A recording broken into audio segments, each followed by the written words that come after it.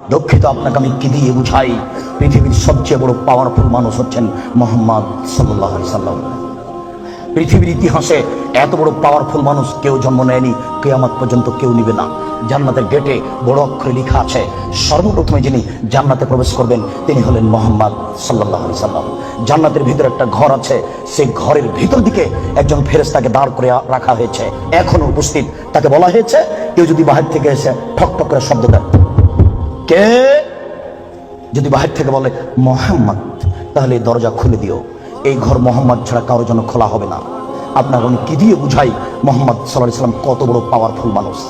বিচারের মাঠে ইব্রাহিম আলাইহিস সালাম বলবেন, কাদ গাজিবা আলাইয়া রাব্বি, আমার প্রতিপালক আমার উপরে রাগ করেছেন। মা গাজিবা মিন কাবলাল আবাদ, আমার প্রতিপালক এরকম রাগ পূর্বেও কোনোদিন করেননি, ভবিষ্যতেও কোনোদিন করবেন না। নাফসি নাফসি, আমার যে কি হয় তা আমি নিজেই বুঝি না। এইভাবে চিল্লাচিল্লি করবেন ইব্রাহিম আলাইহিস সালাম। আপনার হুজুরের কি হবে, পীর সাহেবের? আপনাকে আমি কি দিয়ে বুঝাই? শুনুন, ওই সময়তে মোহাম্মদ সাল্লাল্লাহু আলাইহি সাল্লাম সিজদায় পড়বেন, তখন আল্লাহ বলবেন, এই ফারাসাক সালতুতা আসেতু সাফা, মোহাম্মদ মাথা উঠান, বলেন, যা বলবেন তাই মেনে নিব। যেই কথা বলবেন আমি সে কথা গ্রহণ করব। আপনি মাথা উঠান না, আপনি বলেন না আমাকে কি বলছেন, আমি আল্লাহ, আপনি যা বলবেন তাই মেনে নিব।